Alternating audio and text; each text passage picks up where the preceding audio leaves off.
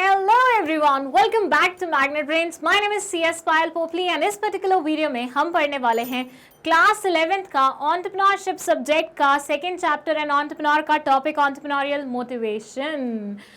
इससे पहले हम पढ़ चुके हैं एंटरप्रेन्योरियल एथिक्स के बारे में, एंटरप्रेन्योरियल वैल्यूज़ के बारे में, एटीट्यूड्स के बारे में, और अब हम फाइनली पढ़ रहे हैं मोटिवेशन के बारे में। मैंने आपको स्टार्टिंग से ही बता दिया था ये चारों टॉपिक बहुत ज़्यादा ज़रूरी होने वाले हैं। रीज़न बीइंग ये समझ तो बहुत ईजिली आ जाते हैं, लेकिन जब लिखने बैठते हैं तो हमारे पास कंटेंट नहीं होता, क्योंकि हमें कॉन्सेप्ट क्लैरिटी तो होती है लेकिन क्या लिखा जाए, क्या एक्सप्लेन किया जाए, वो नहीं समझ में आता। तो चारों ही टॉपिक्स की वीडियोज़ को बहुत तमीज़ से, बहुत अच्छे से देखना। कोई भी वीडियो अगर अभी तक छूटी है तो लिंक डिस्क्रिप्शन बॉक्स में लिखा हुआ है, फट से जाके देख लो, ठीक है। अब हम बात करें अगर एंटरप्रेन्योरियल मोटिवेशन के बारे में, तो एंटरप्रेन्योरियल तो आप समझते हैं एंटरप्रेन्योर से रिलेटेड।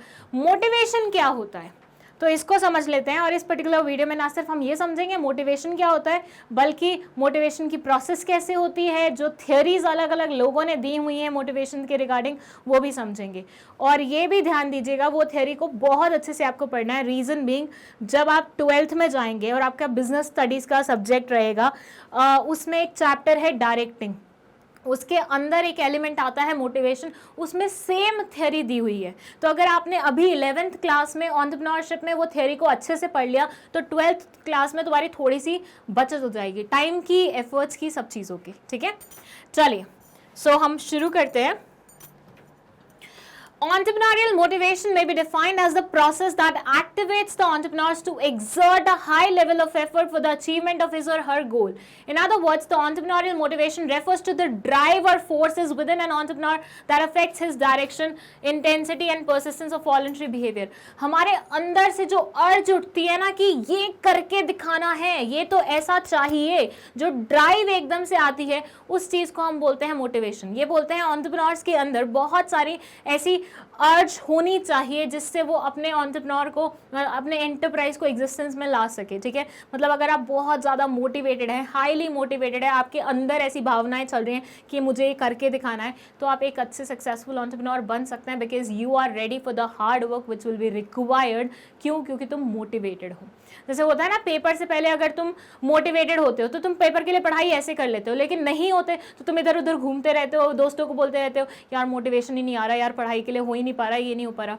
मेरा भी अभी एक एग्जाम आने वाला है एंड मेरे अंदर वो मोटिवेशन आ ही नहीं रहा है। मतलब मेरे को ऐसा लग रहा है यार ठीक है, हो जाएगा हो जाएगा हो जाएगा, जबकि मुझे पता है मुझे पढ़ लेना चाहिए कायदे से, लेकिन अगर मैं अभी नहीं पढ़ूंगी तो पेपर से पहले प्रेशर बढ़ेगा, लेकिन वो आ ही नहीं रहा है। तो वही चीज़ है कि अगर आपको एक्चुअली सक्सेसफुल होना है तो आपको अंदर से वो मोटिवेशन जगाना ही पड़ेगा, नो मैटर व्हाट। और एंटरप्रेन्योर्स के केस में भी यही चीज़ एप्लीकेबल होती है। अब हम देखते हैं प्रोसेस ऑफ मोटिवेशन, मतलब मोटिवेशन की प्रोसेस क्या रहती है। इस पे आने से पहले हम एक फ्लो चार्ट देखते हैं जिससे हम आराम से समझ सकते हैं प्रोसेस को। ये देखिए, ये हैं कुछ steps, starting with unsatisfied need, tension, drives, search behaviour, satisfaction of need, reduction of tension. पढ़ने में बहुत भारी भरकम लग रहे होंगे बट बहुत ईजी है। एक एग्जाम्पल ले लेते हैं, ठीक है। ऐसे मानिए ये आप हैं, ओके ये कौन है? ये आप हैं। अब आपको ना कुछ चाहिए था, ठीक है। फॉर से आपको खरीदना था अपने लिए आईपॉड, ओके आपको अपने लिए खरीदना था व्हाट? आईपॉड। अब ऐसा हुआ कि आपके पेरेंट्स ने आपको मना कर दिया कि वो आपको आईपॉड नहीं दिलाएंगे। अब ऑब्वियसली आप कमाते भी नहीं हैं अभी तो, राइट, तो खुद से खरीद भी नहीं पाएंगे, सिंपल सी बात है। तो ये आप हैं, आपको चाहिए आईपॉड जो कि आपको नहीं दिलवा रहे हैं आपके parents, and you are quite sad about this thing, ठीक है। तो यहाँ तुम्हारी एक नीड थी, तुम्हें ऐसा लग रहा था उस टाइम पे, मतलब ये एक्चुअली आईपॉड खरीदना तुम्हारी कोई नीड नहीं है, लेकिन जिस टाइम पे ना हमें जो चीज़ खरीदनी होती है ना, हमें लगता है हमें उस चीज़ की नीड है, ये तो चाहिए, इसके बिना तो चलेगा ही नहीं। सो बेसिकली आप थे, आपको आईपॉड चाहिए था और आपको लगा ये आपकी नीड है, आप बिना गानों के तो पढ़ ही नहीं सकते हैं और आपको आईपॉड से ही गाने सुनने हैं, और आप उस चीज़ के लिए सोच सोच के थोड़ा सा अनसेटिस्फाइड हो रहे हैं। अब जब आपको आपका आईपॉड नहीं दिलवाया गया पेरेंट्स द्वारा, तो आपको लगा आपकी एक नीड थी जो पूरी नहीं हुई है। इससे क्या होगा? आप चिड़चिड़े होंगे। आप क्या होंगे? चिड़चिड़े होंगे। नाउ व्हाट इज चिड़चिड़े होंगे, मतलब थोड़े से फ्रस्ट्रेटेड रहेंगे, इरिटेटेड रहेंगे। कोई आपसे बात कर रहा है, आप you are not thinking about कि आप कैसे रिप्लाई कर रहे हो। मम्मी आपसे पूछ रहे हैं क्या खाएगा, मुझे नहीं पता, जो बनाना बना लो, हर बार यही पूछती रहती हो, ये वो ऐसे बदतमीजी कर रहे हैं, तो आप थोड़े चिड़चिड़े हैं, यू आर नॉट हैप्पी। ठीक है, क्यों? क्योंकि आपकी एक नीड आपके अकॉर्डिंग फुलफिल नहीं हुई है। अब जब चिड़चिड़े होंगे तो एक टाइम तक तो आप चिड़चिड़े रहोगे, लाइफ टाइम तो नहीं रह सकते। उसके बाद आपको लगेगा ना कि यार बहुत हो गया यार, ऐसे ऐसे रहते रहते। जैसे हम बहुत टाइम तक एक ही फेज में रहे ना, तो उसके बाद हम खुद ही फ्रस्ट्रेट हो जाते हैं। क्यों लोग बोलते हैं कि टाइम हील्स एवरीथिंग? टाइम कुछ नहीं हील करता। इट जस्ट कि टाइम इतना आगे निकल जाता है कि आप वो पुरानी चीज को लेके बैठना, आपको लगता है यार व्हाट्स द सेंस, इतने टाइम तक मैंने अपना टाइम वेस्ट किया एक चीज के पीछे, मैं आगे भी करूँ क्या? तो आपको ये रियलाइजेशन हो जाती है, इसलिए आप उस चीज को छोड़ के आगे बढ़ने के बारे में सोचते हो। और फिर वहां से कहावत आ जाती है, टाइम हील्स एवरीथिंग। वक्त ने कुछ हील नहीं किया, ये आपने खुद ने अपने अंदर लाया कि एक ही चीज को लेके हम लाइफ टाइम नहीं बैठ सकते हैं। ये चिड़चिड़ापन आपको एक टाइम तक तो ठीक था, लेकिन व्हेन यू स्टार्टेड फीलिंग कि यार लोग आपसे दूर हो रहे हैं, आपसे आपके मॉम डैड अच्छे से बात नहीं कर रहे हैं, बिकॉज उनको लगता है वो आपसे बात करेंगे आप उनकी बेइज्जती कर देंगे उनको उल्टा जवाब देके, आपके भाई बहन आपसे थोड़े से उखड़ के रहने लगे हैं, your friends are not entertaining you any more, तो आपको उस टाइम रियलाइज हो जाएगा कि यार नहीं, something is bad, something is off, I need to work on this. ठीक है, तो आपके अंदर जगी है अब एक ड्राइव कि भैया मुझे क्या करना है, मुझे अपनी ये चिड़चिड़ापन दूर करना है। और ये कैसे दूर होगी? जब मेरी नीड पूरी होगी। और नीड कैसे पूरी होगी? मैं उसके लिए एफर्ट्स लगाऊंगा। तो आपके अंदर ये आया है कि मुझे एफर्ट्स लगाने हैं अपनी नीड को पूरा करने के लिए। तो ये ड्राइव है जिसने आपके अंदर एक नहीं सॉरी रॉन्ग वर्ड, आपके अंदर एक वो मोटिवेशनल वाली चीज़ जगाई है। ठीक है, अब इससे क्या होगा, आप तरीके ढूंढेंगे कि मैं आईपॉड कैसे ले सकता हूं। आप तरीके ढूंढेंगे कि मैं आईपॉड कैसे ले सकता हूं। मतलब मेरे को पिछली बार मामा मामी जब घर आए थे तो वो 2000 रुपये दे के गए थे। IPod usually I guess 14-15K का आता है। ठीक है, तो आपने बोला कि यार मम्मी मामा मामी मुझे 2000 रुपये दे के गए थे। फिर आपको रियलाइज़ हुआ आपके दादाजी ने मरते वक्त आपको एक अंगूठी दी थी जो कि आप नहीं पहनते बिकॉज ओल्ड फैशन है, वो भी 4-5 हज़ार में निकल जाएगी। फिर आपको रियलाइज़ हुआ आपके पास एक गुल्लक भी है जिसको आप फोड़ के उसके अंदर के पैसे भी निकाल सकते हो। तो अल्टीमेटली आपने ना तरीके ढूंढने शुरू कर दिए कि मैं पैसे कहाँ से जुगाड़ूं। ठीक है, तो तरीके ढूंढने शुरू कर दिए पैसे कहाँ से जुगाड़ूं। वो तरीकों से आपको अपना आंसर मिल गया। मतलब आपने वो 5000 वाली जो रिंग थी वो बेच दी, 2000 जो मामा मामी दे के गए थे वो अपने पास लिया, गुल्लक तोड़ी, उसमें से 10,000 रुपये निकल गए, तो आपकी नीड वैसी पूरी होगी। मतलब आपको जितना अमाउंट चाहिए था वो मिल गया। आप गए शॉप पे, आपने आईपॉड खरीदा और आईपॉड खरीदते ही तुम्हें वो सेटिस्फैक्शन वाली फीलिंग आई है। वैसे ना मैं एक और मतलब थोड़ा सा टॉपिक से हट के बात बोलूँ, बहुत सारे स्टूडेंट्स ऐसे हैं, बहुत सारे लोग ऐसे हैं आई शुड से, जिनको लगता है कि मटेरियलिस्टिक चीज़ें हमें सुख देंगी। मतलब वो इनके पीछे इतने पागल हो जाते हैं कि यार ये नहीं मिला तो बस लाइफ ख़त्म है, ये मिल जाए यार लाइफ बन जाएगी। बट जब वो चीज़ आपके हाथ में एक्चुअली आती है ना, उतना अच्छा नहीं फील होता। मतलब जब तक वो चीज़ आपसे दूर है ना, तब तक उसको चेस करने में मज़ा। जैसे ही you will get that thing ना, 2-3 दिन का सेटिस्फैक्शन है, उसके बाद वो नॉर्मल हो जाती है, उसके बाद वो इधर उधर पड़ी रहती है। Like I used to think कि अगर मैं कोई महंगा फ़ोन लूँगी तो I will be very protective about that phone, I will be this, I will be doing this, I will be doing that. लेकिन जब आपके पास वो चीज़ आए, 2-4 दिन आपने यूज़ कर ली, आपका शौक थोड़ा ठंडा हो गया। मतलब दैट इज़ द, मेरे घर में जो मुझे बोला जाता है कि तेरा किसी भी चीज़ से शौक ठंडा हो जाता है तो उस चीज़ की वैल्यू नहीं रहती तुझे, और वो मेरा बहुत ही जल्दी ठंडा हो जाता है। With in like 1 or 2 weeks मेरा हर चीज़ का शौक खत्म हो जाता है, नो मैटर वो कितनी एक्सपेंसिव है, नो मैटर वो कितनी स्पेशल थी मेरे अकॉर्डिंग पहले। तो उसके बाद वो चीज़ आम बन जाती है। तो ये बोलना कि मटेरियलिस्टिक चीज़ें हमें सुख देती हैं, that's not right, that's not correct. तो आपको ना कभी भी अपने पेरेंट्स से या अपने आसपास वालों से इन सब चीज़ों के लिए एटलीस्ट वो नहीं करना चाहिए, जिस तरह का मैं एग्जाम्पल आपको दे रही हूँ। सो आईपॉड से आपको सेटिस्फैक्शन मिली, आपकी टेंशन जो वो ज़बरदस्ती आपने बनाई हुई थी अपने सर पे, चिड़चिड़ापन, वो दूर हो गया। Now you are happy again. आप अपने पेरेंट्स से, अपने भाई बहनों से, अपने दोस्तों से अच्छे से बात कर रहे हैं। So this is motivation process. ठीक है, थोड़ा इनफॉर्मल एग्जाम्पल है, आप चाहें तो फॉर्मल एग्जाम्पल भी लिख सकते हैं according to whatever you want, but इसमें बेसिकली ये है कि आईपॉड चाहिए था, you were not getting it, you felt like आपकी कोई नीड पूरी नहीं हुई है, तो आपने एक टेंशन सर पे बना ली थी, बिकॉज ऑफ दैट आप चिड़चिड़े हो गए, इरिटेटेड रहने लग गए। उसके बाद आपने सोचा नहीं यार मुझे मेरी सिचुएशन चेंज करनी है, और आपके अंदर से वो भावना जगी, तो वो ड्राइव हुआ। फिर उसके बाद आपने तरीके ढूंढे कैसे आप उस पर्टिकुलर चीज़ को पा सकते हैं जो आपकी नीड अनसेटिस्फाइड रही है, सर्च बिहेवियर कहलाया जाएगा। उसके बाद सर्च बिहेवियर से रिजल्ट निकलेगा कि आप एक चीज़ चूज़ कर रहे हैं और अपनी नीड को सेटिस्फाई कर रहे हैं, and then satisfaction of need हो रहा है, और सेटिस्फैक्शन ऑफ नीड की वजह से आपकी जो टेंशन बनी हुई थी बिकॉज अनसेटिस्फाइड नीड थी, तो वो क्या होगी, रिड्यूस हो जाएगी। So this is the process of motivation. जब भी आपको प्रोसेस समझानी है, आपको सेम वे में फ्लो चार्ट बनाना है, एग्जाम्पल देना है, और उसके बाद इस एग्जाम्पल को फ्लो चार्ट के अकॉर्डिंग समझाना है। अंडरस्टूड? चलिए, तो अब ये देखिए कंटेंट जो लिखा हुआ है ये पढ़ लेते हैं। On a careful analysis of the model it can be understood that every individual possesses an urge or a need or a multitude of needs, desires or expectations. The unsatisfied needs leads to tension within the individual and motivates one to search for ways to relieve one's own tension. The tension leads one to certain drives and searching alternatives to achieve one's goals, which will eventually reduce tension. जो चीज़ें हमने पढ़ी वही सारी चीज़ें exactly same way में यहाँ पे लिखी हुई हैं, ठीक है। Now let's move to the next part, that is theory. Motivation की अलग अलग लोगों ने अलग अलग थियोरी दी है, but the good part is this कि आपको सबकी थियोरीज पढ़ने की जरूरत नहीं है, आपको सिर्फ 2 लोगों की थियोरी पढ़नी है, मतलब आपको सिर्फ 2 ही थियोरीज पढ़नी है, जो कि फर्स्ट है आपकी मैस्लोज नीड हायरार्की थियोरी, मतलब इसको Maslow's hierarchy of need theory भी बोला जाता है और भी बहुत नामों से जाना जाता है, ऑल्टरनेट बहुत सारे नाम है, बट पहले पढ़ लेते हैं। जैसे there have been various theories of motivation which encourage an entrepreneur to continue his or her work in spite of all the odds. बहुत सारी मोटिवेशनल थियरीज हैं जो एंटरप्रेन्योर को एनकरेज करते हैं कि उसे अपने काम में लगे रहना चाहिए, जिसमें से फर्स्ट हम पढ़ रहे हैं Maslow hierarchy of needs theory, ठीक है।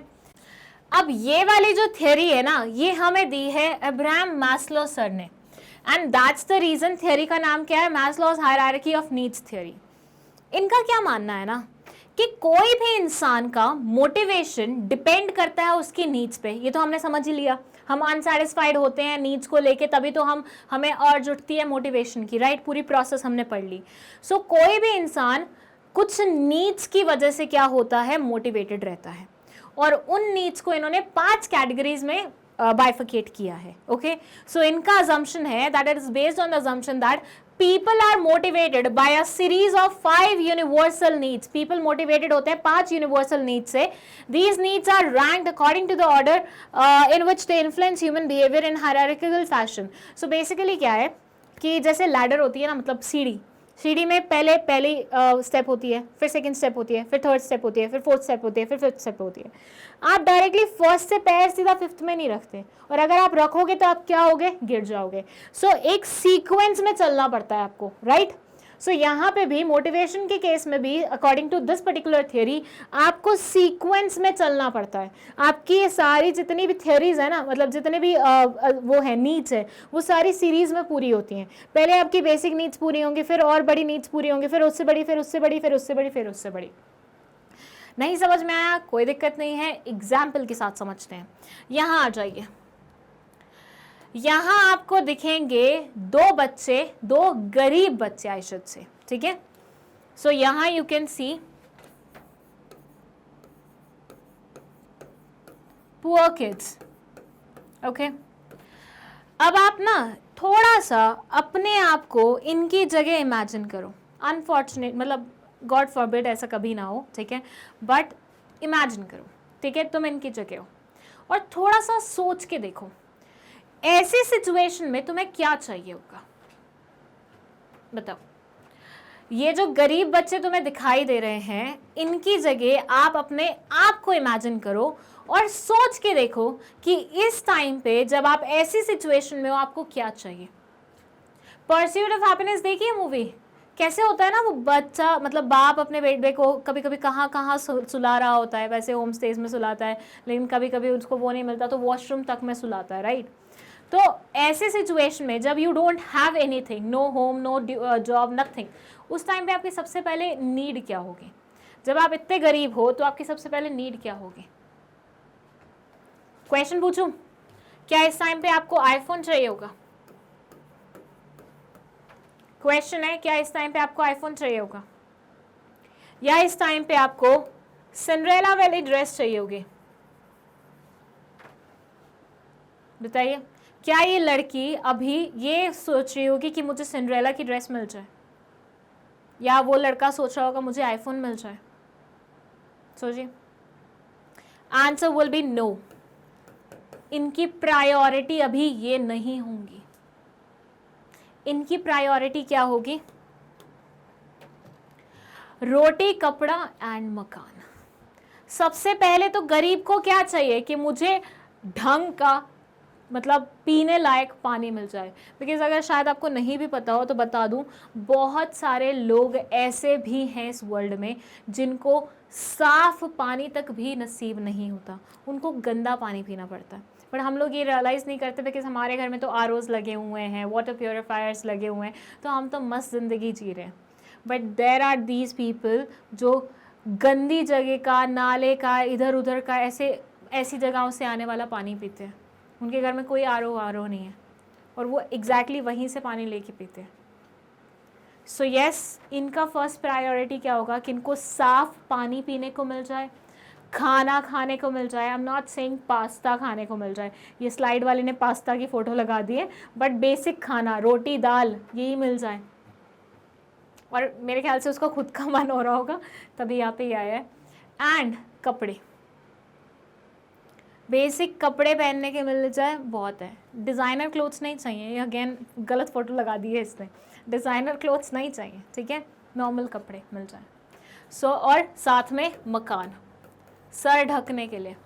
एक गरीब की प्रायोरिटी क्या होगी? रोटी, कपड़ा एंड मकान, ये मिल जाए वो संतुष्ट हो जाएगा।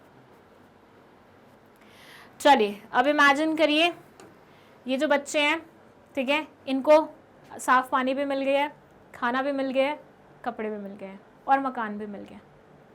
अब सोचिए, क्या ये यहाँ पे स्टॉप हो जाएंगे? आप मुझे बताओ, मैं हमेशा बोलती हूँ आप लोगों को, अगर आप 5 रुपये कमाना शुरू करते हो तो क्या आप सेटिस्फाइड हो जाते हो कि पहले तो मैं कुछ भी नहीं कमा रहा था, एटलीस्ट अब मैं 5 रुपये तो कमा रहा हूँ? नहीं, आप सोचते हो मैं 10 रुपये कैसे कमाऊँ।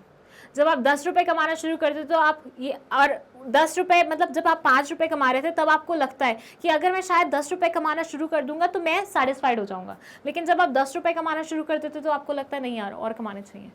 ऐसे 1000 पे पहुँचते हो, ऐसे 10,000 पे पहुँचते हो, ऐसे 1 लाख पे पहुँचते हो, फिर 10 लाख भी कम लगने लगते हैं।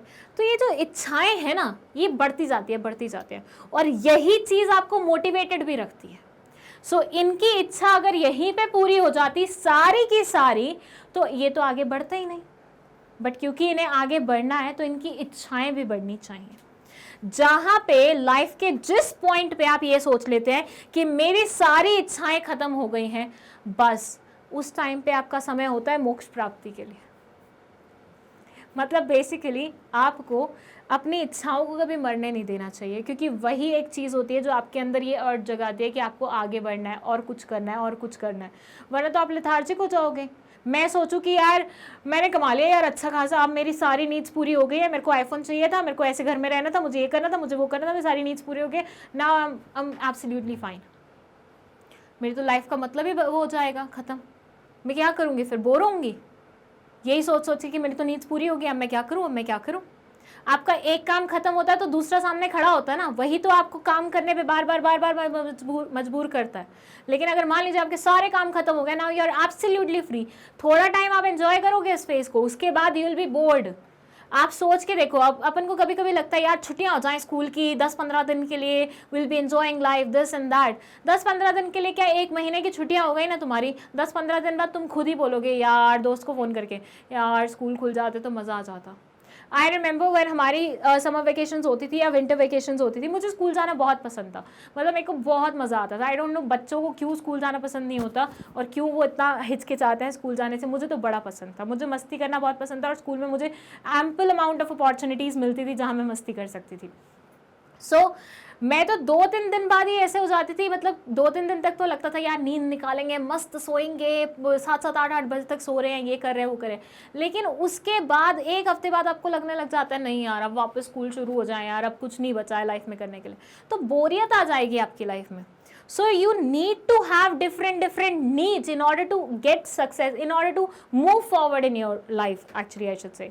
ठीक है, तो मोटिवेशन से इन गरीब बच्चों को पहले रोटी कपड़ा और मकान मिला, ठीक है, पर इनकी नीड्स अभी सेटिस्फाइड नहीं हुई है। ये इनका पहला पड़ाव था, वो लैडर बताई थी ना मैंने तुम्हें, उसका पहला स्टेप कंप्लीट हुआ है, यहाँ पे पहुंचे हैं अभी वो। उसके बाद इनको लगा कि यार जहां से मुझे जॉब मिली है, मतलब ये बड़े हो चुके हैं अब, ठीक है, ऐसा मानिए, जहां पे मुझे जॉब मिली है वहां पे मुझे जॉब सिक्योरिटी भी मिले। मतलब फॉर से इस लड़की को हायर किया गया है, ठीक है, किसी कंपनी में फॉर बेसिक वर्क, ठीक है।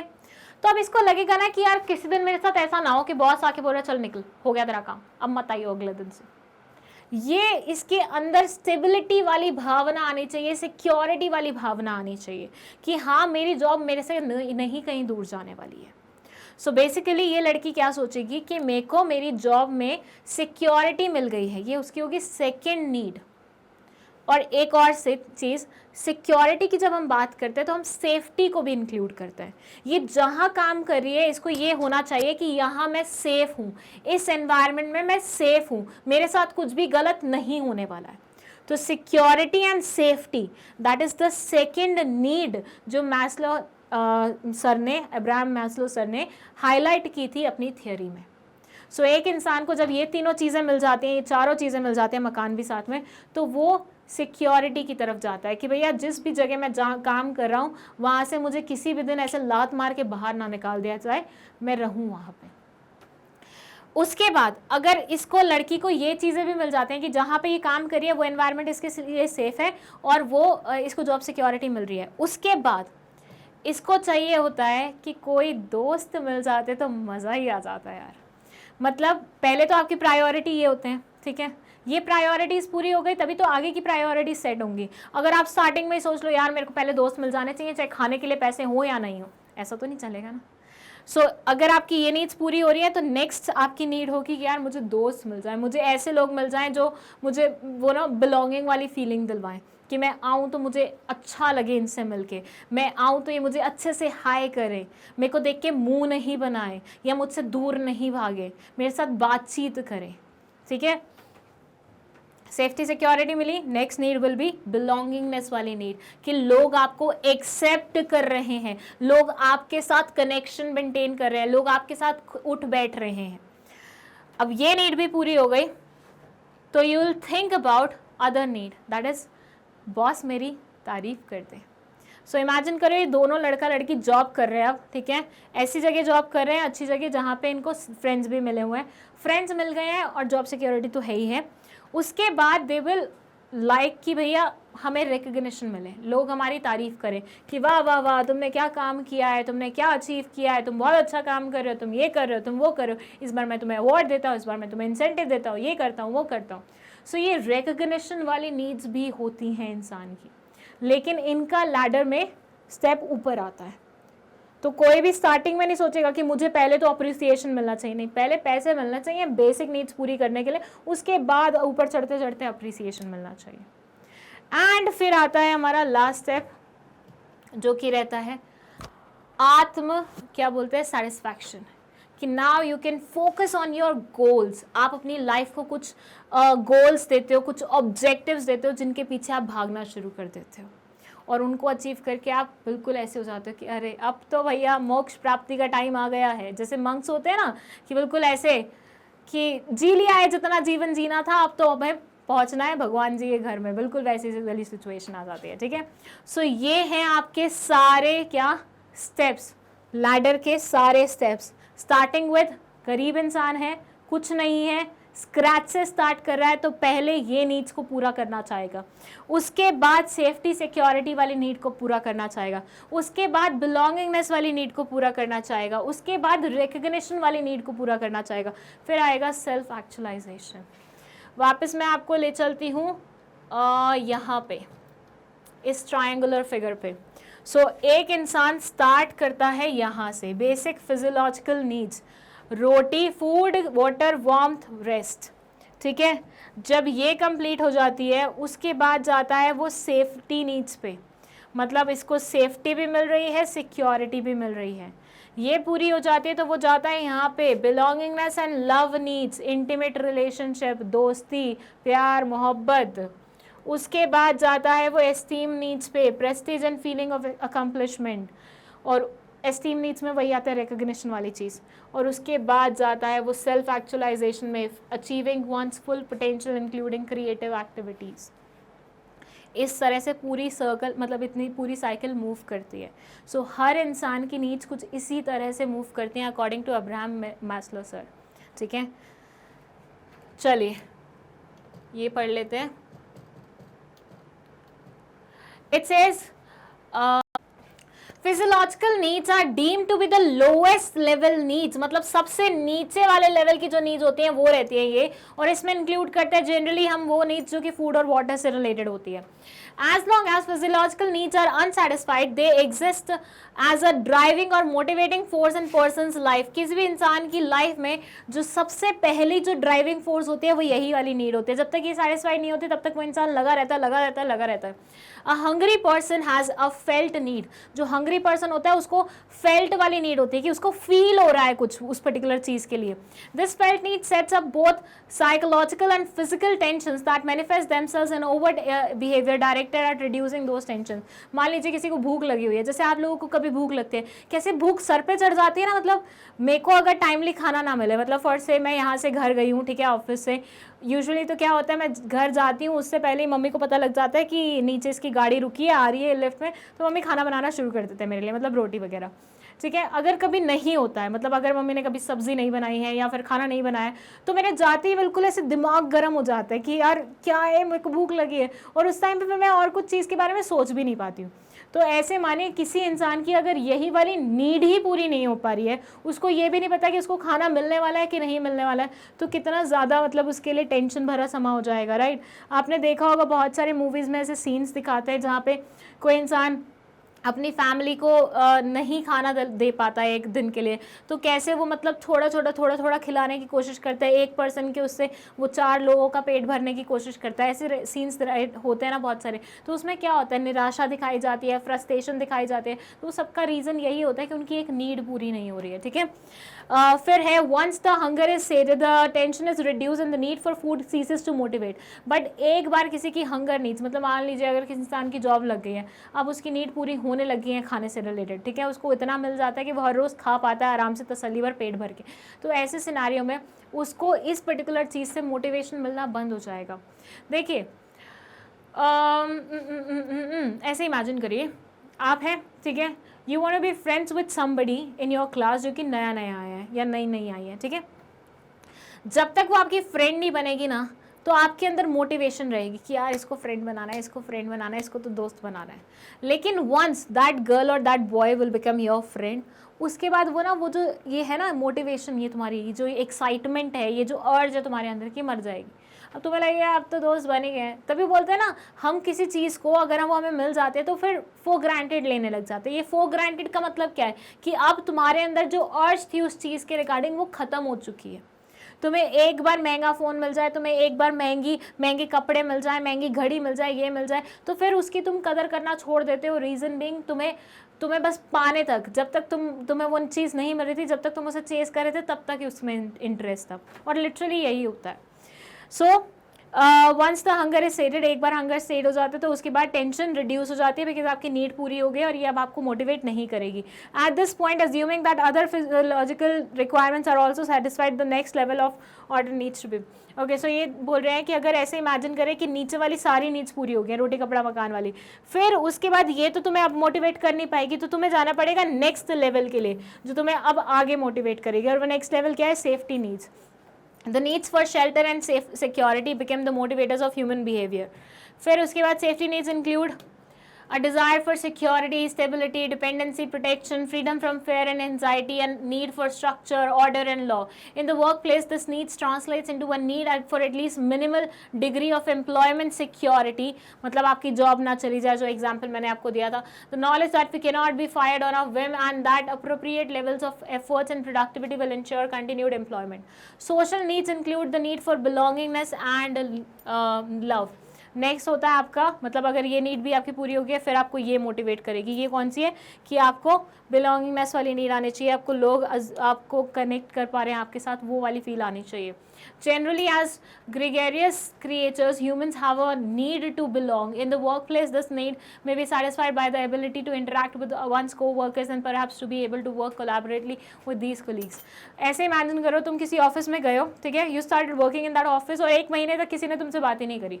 मैं तो ऐसे ऑफिस को आधे महीने में ही छोड़ के भाग आऊँगी। मैं नहीं रह सकती ऐसे कि अपने आप में रहो, किसी से बात नहीं करो। ये मेरे लिए ना बहुत वो हो जाएगा, मतलब मैं नहीं सहन कर सकती, ठीक है। आई नीड टू टॉक, कुछ भी बात करो, किसी से भी बात करो, लेकिन बात करो। हाय हेलो, ये बेसिक हंसना गाना ये तो होना ही चाहिए, ठीक है। सो ऐसे में ये बोलते हैं कि अगर आपकी जो बेसिक वाली नीड्स थी वो सारी पूरी हो गई, उसके बाद आप एक्सपेक्ट करते हैं कि आप कहीं पे आए हैं तो आपकी लोगों से इंटरेक्शन हो रही है, आप आइसोलेशन में नहीं जी रहे, वो भी बहुत ज़्यादा ज़रूरी हो जाता है। बट अगेन याद रखिएगा ये सारी चीज़ें ना सीक्वेंस में चलती हैं। इट्स नॉट लाइक कि आप स्टार्टिंग से ही ये सब चीज़ें सोचने बैठ जाओगे, आपको सारे लेवल्स क्रॉस करके यहाँ तक पहुँचना पड़ेगा। After social needs have been satisfied, ego and esteem needs become the motivating factor. उसके बाद ईगो और एस्टीम नीड्स आ जाती हैं, ठीक है। Esteem needs include the desire for self respect, self esteem and esteem of others when focused externally. These needs also include the desire for reputation, Prestige, status, fame, glory, dominance, recognition, attention, importance, and appreciation. The highest need is in Maslow's hierarchy need is called self-actualization. जो सबसे ऊपर वाली need है उसे self-actualization बोला जाता है. The need for self-realization, continuous self-development, and the process of becoming all that a person is capable of. मतलब तुम क्या क्या अचीव कर सकते हो, तुम क्या क्या तुम्हारी कैपेबिलिटीज़ है, उसके अकॉर्डिंग तुम क्या क्या ले सकते हो, वो सारी चीज़ें जानना, वो सारी चीज़ें अचीव करना तुम्हारी लास्ट नीड होती है, ठीक है। सो हर इंसान स्क्रैच से स्टार्ट करे तो इस वे में वो चलता है। अब अगर मैं बात करूं अपन सबकी, तो ऐसा भी होता है कई बार कि किसी इंसान की शुरुआत ही यहाँ से हुई है, होता है ना, या किसी इंसान की शुरुआत ही यहाँ से हुई है। मान लीजिए कोई इंसान है जो सिल्वर स्पून लेके पैदा हुआ है, अब उसको बेसिक नीड्स तो पूरी करनी नहीं है, उसकी तो बेसिक नीड्स पहले से ही भगवान जी ने पूरी करके रखी हुई है। बट कई लोगों को शुरुआत ही यहाँ से करनी पड़ती है, उनका पीछे दिया हुआ कोई नहीं होता, कुछ नहीं होता। सो हर इंसान की साइकिल अलग चल सकती है अकॉर्डिंग टू उनकी लाइफ में क्या चल रहा है, बट चलेगी ऐसे मतलब मोर और लेस, ठीक है। सो ये थी Maslow hierarchy of need theory. अब आपको ले चलते हैं हम हमारी नेक्स्ट थ्योरी पे, जो कि है, इस थ्योरी का नाम है मैकलेंस थ्योरी ऑफ नीड्स। देखिए जैसे हमारी प्रीवियस थ्योरी थी मैस्लो थ्योरी, वो क्या था, अब्राहम मैस्लो सर ने दी थी तो हमने थ्योरी का नाम उनके नाम पे रख दिया, राइट। यहाँ पे भी कुछ सेम ही हुआ। एक सर थे डेविड मैकलेन, उन्होंने एक थ्योरी दी तो हमने क्या किया, उनकी थ्योरी का नाम उन्हीं के सरनेम पे बेस्ड कर दिया। अब ये बोल क्या रहे हैं इसमें, उस पे आने से पहले मैं आपको ये बात बता दूं कि मैस्लो थ्योरी के कंपैरिजन में देखा जाए तो ये वाली थ्योरी थोड़ी सी इजी है। रीजन बीइंग उसमें 5 नीड्स, अलग अलग टाइप की कैटेगरीज की बात हुई थी नीड्स की, राइट। तो उसमें हमने बहुत डिटेल्ड वे में बहुत कुछ पढ़ा था। यहाँ पे ये ज्यादा चीजों के बारे में बात नहीं कर रही, सिर्फ 3 चीजों के बारे में बात करें और कैसे वो 3 चीजें किसी भी इंसान को मोटिवेट करती हैं, किस वे में मोटिवेट करती हैं, उसका क्या रिजल्ट निकलता है, वो हम सब पढ़ने वाले हैं इसमें, ठीक है। So let's start with this introduction. It says, according to David McClellan, regardless of culture or gender, people are driven by 3 motives. No matter किसी इंसान का कल्चर क्या है, नो मैटर किसी इंसान का जेंडर क्या है, मेल है फीमेल है, कल्चर मतलब पंजाबी उससे आई है, इससे आई है, उससे आई है, कुछ मैटर नहीं करता। जो लोग होते हैं ना वो 3 मोटिव से ड्रिवन होते हैं। मोटिव्स मतलब वो चीज़ें जो उनको इनकरेज करती हैं लाइफ में आगे, राइट। तो वो 3 मोटिव्स कौन से हैं, अचीवमेंट, एफिलिएशन, पावर। ये 3 चीजों से किसी भी इंसान के अंदर मोटिवेशन वाली भावना आती है। जैसे मैस्लो थ्योरी में क्या था कि इंसान की बेसिक नीड्स पूरी नहीं हो रही है तो पहले वो मोटिवेटेड रहेगा बेसिक नीड्स पूरी करने के लिए, फिर उसको एक लेवल अप जाना है, फिर उसको एक लेवल अप जाना है, फिर उसको एक लेवल अप जाना है। तो वैसे चलता था कि लाइन वाइज चलता रहता था और इंसान मोटिवेटेड रहता था, ठीक है। यहाँ पे सिर्फ 3 ही मोटिव्स हैं जो किसी इंसान को क्या कर सकते हैं, मोटिवेट कर सकते हैं। कौन कौन से, अचीवमेंट, एफिलिएशन, पावर। आप चाहे तो इसे फ्लो चार्ट में भी लिख सकते हैं और यहीं पे ही उनका एक्सप्लेनेशन लिख देना जब अगर पेपर में ऐसा क्वेश्चन आए तो। Since Maitland's first experiment, over 1,000 studies relevant to achievement motivation have been conducted. These studies strongly support the theory. Okay, इन्होंने experiment किए थे, बहुत सारी observations की और lastly जो भी experiments का नतीजा निकला उससे इनकी theory supported है, मतलब वही support करते हैं इनकी theory को. Now let's talk about कि achievement में क्या होता है.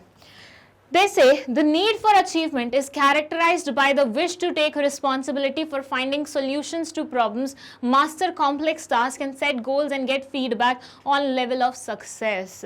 So basically what they are saying is कि भैया कोई भी इंसान अगर मान लीजिए प्रॉब्लम्स का सॉल्यूशन ढूंढना चाहता है, मतलब उसको कुछ प्रॉब्लम्स फेस करने को मिल रही है, उसका सॉल्यूशन ढूंढना चाह रहा है, ठीक है, या फिर लाइफ में उसके बहुत कॉम्प्लेक्स टास्क आ रहे हैं, कोई एक बहुत कॉम्प्लिकेटेड टास्क आ रहे हैं, तो उन्हें वो करे मतलब एज ए लाइक सॉर्ट करना चाह रहा है, ठीक है, वो टास्क को वो कंप्लीट करना चाह रहा है, उस कॉम्प्लेक्स सिनेरियो से बाहर निकल के नॉर्मल लाइफ जीना चाह रहा है, तो वहां से उसको ये अचीवमेंट वाली फीलिंग आई कि देखो मैंने ऐसा कर लिया है. होता है ना बहुत बार लाइक लाइफ में हम कुछ सोचते हैं, ठीक है, कोई इंसान हमें बोलता है नहीं तेरे बस की बात नहीं है, मतलब वो बोल रहा है कि this is difficult for you to achieve, but आप उसे वो अचीव करके दिखा देते हैं, राइट. तो इसमें क्या है, आपके अंदर एक सेंस ऑफ वो आएगी सेटिस्फैक्शन की भैया मैंने ये करके दिखा दिया है. तो ये सेंस ऑफ सेटिस्फैक्शन के लिए आप क्या रहते हैं, मोटिवेटेड रहते हैं. मतलब मान लीजिए जब तक मुझे वो ऊंचाई नहीं मिलती जो मैंने सोची है लाइफ में, वो चीज नहीं मिलती जो मैंने सोची है लाइफ में, तो मैं मोटिवेटेड रहूंगी रहूंगी रहूंगी रहूंगी. हो सकता है ऐसे बहुत सारे सिनेरियोज हैं जब मैं इधर उधर भटकूं, लेकिन अल्टीमेटली ये जो ये मोटिव है ना मेरा कि भैया मेरे को एक सेटिस्फैक्शन चाहिए ये पर्टिकुलर चीज अचीव करके, वो हमेशा मुझे अंदर से एक अर्ज जगाएगा कि नहीं यार तुझे करना है तुझे करना है तुझे करना है. और अल्टीमेटली जब मैं उसे अचीव कर लूंगी तो I will get this satisfaction thing जिसके लिए मैं आज तक क्या थी, इतनी ज्यादा डेस्परेट थी, ठीक है. So basically, need for achievement is characterized by wish to take responsibility for finding solutions to problems, master complex tasks, set goals and get feedback on level of success. Next है affiliation, connection लोगों के साथ.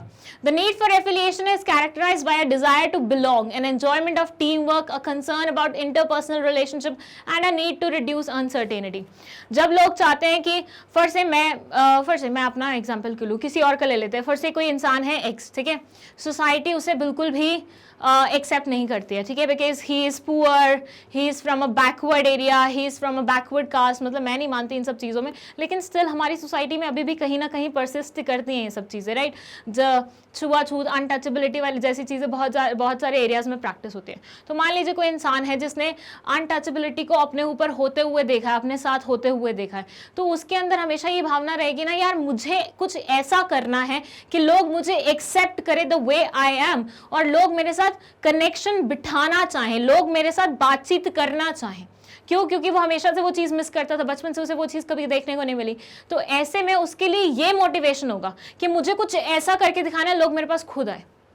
अगर ये इंसान जो backward area से है, बैकवर्ड क्लास का है और बहुत जुल्म झेले हैं इसने अपनी लाइफ में, अगर ये इंसान एक बहुत ऊपर वाले लेवल पे पहुंच जाता है, बहुत सारे पैसे कमा लेता है, बहुत कुछ कर लेता है लाइफ में, तो नोबडी विल नोटिस कि भैया ये कहाँ से आया है. Everybody will approach him for who he is today, ठीक है. तो बेसिकली आपको ये उस लेवल तक अगर पहुंचना है जहाँ पे लोग आपको एक्सेप्ट करें द वे यू आर, आपके साथ कनेक्शन मेंटेना चाहें, आपके साथ बातचीत करना चाहें, तो वो चीज़ आपको अर्ज मतलब जगाती रहेगी, आपके अंदर मोटिवेशन वो पैदा करती रहेगी कि भैया उस लेवल तक पहुँचना है पहुँचना है पहुँचना है पहुँचना है पहुँचना है, और बाय डिफ़ॉल्ट आप मोटिवेटेड रहेंगे, ठीक है. नेक्स्ट है हमारा पावर. कुछ लोगों को इसका बहुत भूख होता है कि मुझे मेरे हाथ में अथॉरिटी चाहिए, दूसरों को इंस्ट्रक्ट करने की पावर चाहिए. मैंने बहुत सारे ऐसे लोग देखे, एफिलिएशन और दैट अचीवमेंट वाले तो इतने नहीं देखे, अचीवमेंट वाले भी थोड़े बहुत देखे, एफिलिएशन वाले ज़्यादा नहीं देखे, लेकिन पावर होल्ड करने वाले बहुत सारे लोग देखे. मतलब मैंने बहुत सारे ऐसे लोगों को देखा है जिनको चाहिए कि लाइफ में मुझे अथॉरिटी चाहिए, मैं दूसरों को इंस्ट्रक्ट कर पाऊँ, इसलिए मैं ये काम कर रहा हूँ, मैं पॉलिटिक्स वाली लाइन में घुसा हूँ या फिर मैं ब्यूरोक्रेसी वाली लाइन में घुसा हूँ, क्योंकि ultimately I need power in my hand. What do you think ये यूपीएससी एस्पिरेंट जो होते हैं, more than half of UPSC aspirants are in that line just because they want that power in their hands. या फिर जो भी politics में घुसना चाहते हैं अल्टीमेटली वो वही चाहते हैं कि एक लेवल ऐसा आएगा जब हम दूसरों को कंट्रोल करेंगे. तो ये अर्ज भी उनके अंदर मोटिवेशन जगाए रखती है. So they say the need for power is characterized by a drive to control and influence others, a need to win arguments, a need to pursue and prevail. According to McClellan, the presence of these motives or drives in an individual indicates a predisposition to behave in certain ways. Therefore, from a manager's perspective, recognizing which need is dominant in any particular individual affects the way. Okay, इस पे बाद में आता है. यहाँ वाली बात मैंने आपको बता दी कि पावर भी एक ऐसी चीज़ है जो लोगों को मोटिवेट करती है. तो अब बिल्कुल नटशेल में एक बार सुन लो. अचीवमेंट मतलब लाइफ में कुछ करके दिखाना है. रुको एक सेकेंड.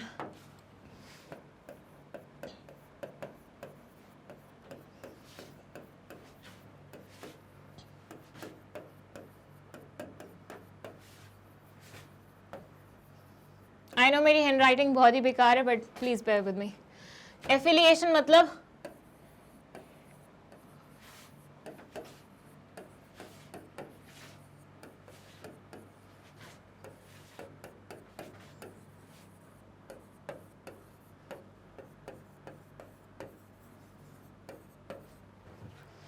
एंड पार मतलब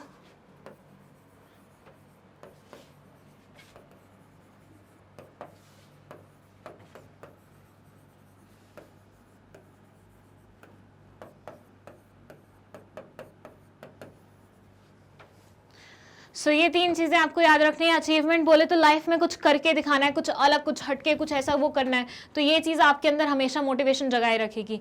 एफिलिएशन में आप चाहते हैं लोग आपको एक्सेप्ट करें द वे यू आर, लोग आपसे कनेक्शन बिठाना चाहें खुद से आके, तो ये चीज़ आपको मोटिवेटेड रखेगी. एंड पावर में basically you want to reach to a position where you have this authority in your hand कि you can instruct others.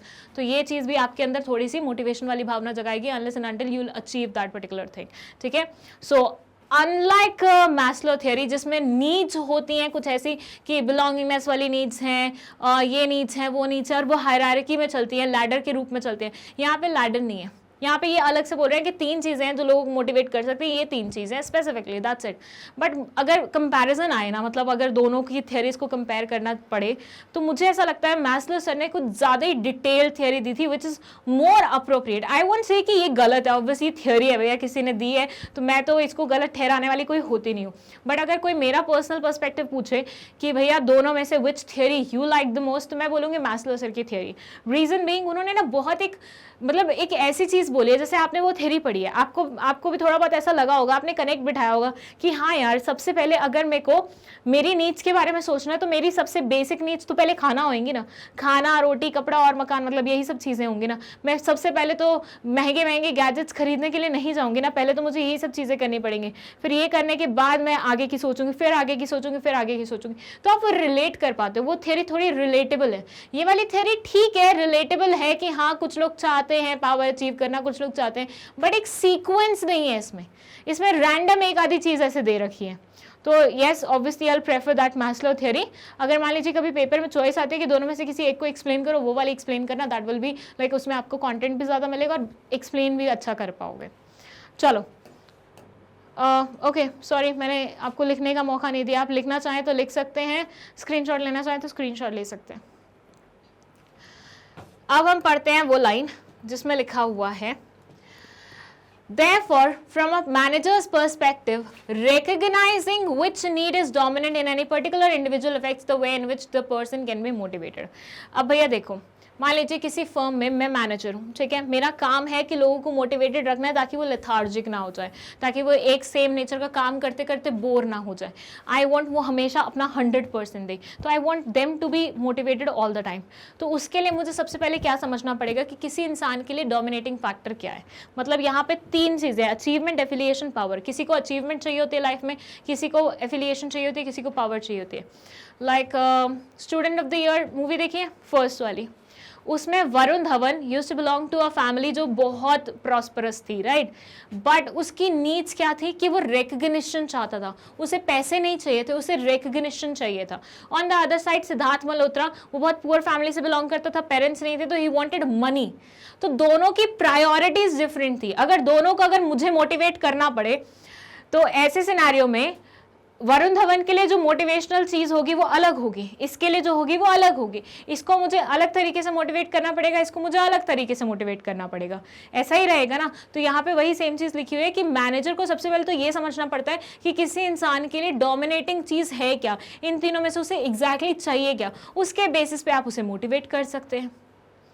Like अगर किसी को लाइफ में पावर चाहिए बट तुम उसे एफिलिएशन दे रहे हो तो वो बोलेगा मुझे नहीं चाहिए एफिलिएशन, मेरे पास बहुत लोग हैं ऑलरेडी, मुझे अब हाथ में पावर चाहिए, कंट्रोल चाहिए। तो वो तुम्हारी जो एफिलिएशन वाली मोटिवेशनल चीज होगी ना, उससे कभी इंप्रेस ही नहीं होगा और वो मोटिवेट हो भी नहीं पाएगा। Then say people with achievement motives are motivated by standards of excellence, delineated roles and responsibilities and concrete timely feedback.